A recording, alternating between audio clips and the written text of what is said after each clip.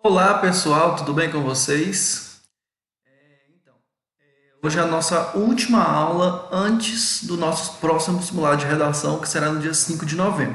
Por isso, eu resolvi fazer uma revisão com vocês hoje, para que vocês possam entender como será feito esse último simulado do ano.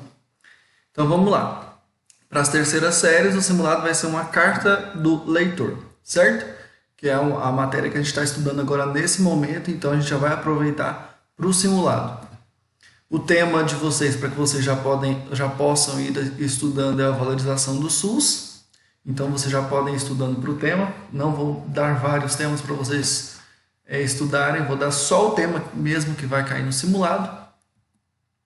E só para lembrar para vocês, toda a carta do leitor tem uma estrutura que precisa ser seguida. Apesar de ela não ser publicada dessa forma, nos jornais e nas revistas, elas precisam seguir uma estrutura para ser considerada uma carta de leitor.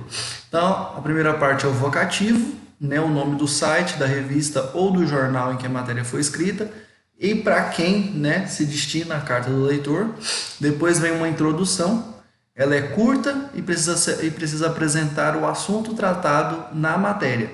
Então você vai fazer um resumo de qual foi o assunto da matéria, né, um resumo do tema, ao começar a sua carta do leitor.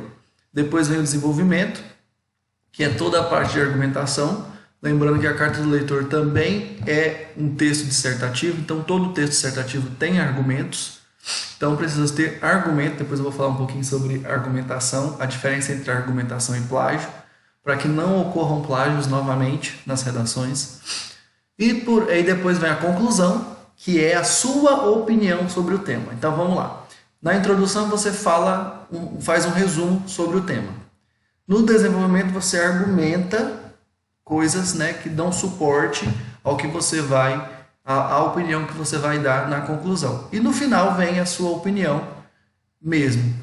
A sua opinião ela pode ser sobre o tema ou sobre o posicionamento do autor da matéria. Por exemplo, se a matéria da qual você está escrevendo sua carta do leitor for a favor do SUS e você também for a favor do SUS, você pode deixar isso claro na sua conclusão. Se o autor da matéria for contra a valorização do SUS, contra o SUS, e você for a favor do SUS, você tem que falar que, apesar de o autor ter sido contra, no meu ponto de vista, ou o contrário, se o autor for a favor do SUS e você for contra o SUS, você também tem que deixar claro, sem denegrir a imagem do autor da matéria, sem usar palavras de baixo calão. Mesmo que a pessoa seja a favor e você seja contra ou o contrário, você tem que valorizar a pessoa que está escrevendo a matéria. Depois vem uma despedida, pode ser qualquer forma de despedida, um abraço, até logo, até a próxima, qualquer forma de despedida. E a assinatura, que vai ver o nome, o seu nome, sua série e turma, tá bom? E lá no desenvolvimento, que é a parte mais importante de todo o texto dissertativo, você precisa fazer a argumentação. Quando você coloca uma frase, uma fala de um autor, uma parte de um texto, um dado estatístico, é sempre com o nome do autor do argumento utilizado. Nunca pode esquecer disso.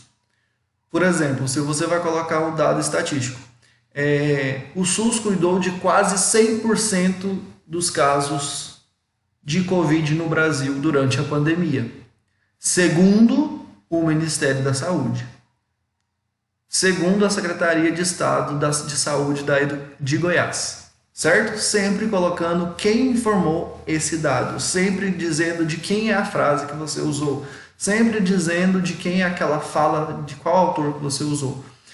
Eu peguei uma parte de um texto da internet, eu preciso dizer de quem é aquela parte do texto que eu utilizei da internet. Se você não fizer isso, é plágio. Plágio é toda vez... Plágio é toda vez que você copia um texto ou um trecho de um texto da internet, sem dizer de quem é, sem citar a fonte.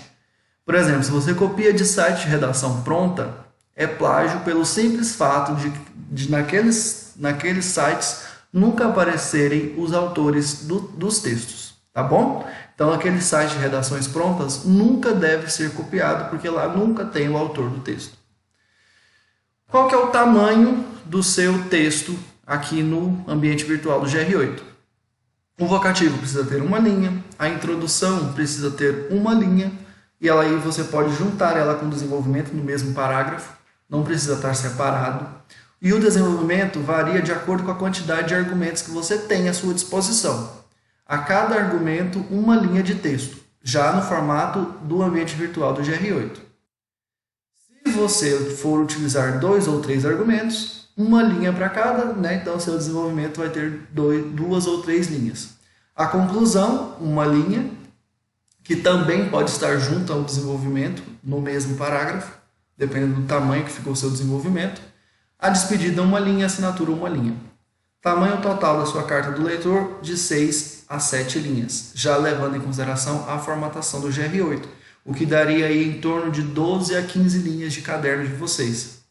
No corpo do texto, se o seu corpo do texto, estou falando da introdução, desenvolvimento e conclusão, tiver de 3 a 4 linhas, ele pode estar em um parágrafo de 3 linhas ou 2 parágrafos de 2 linhas cada, ok? E o horário do simulado vai ser do dia 5 de novembro, às 8 horas, até o dia 6 de novembro, às 17 horas, ok? Não percam esse horário, não percam esse dia da primeira chamada do simulado de redação. Dicas. Como fazer uma carta do leitor?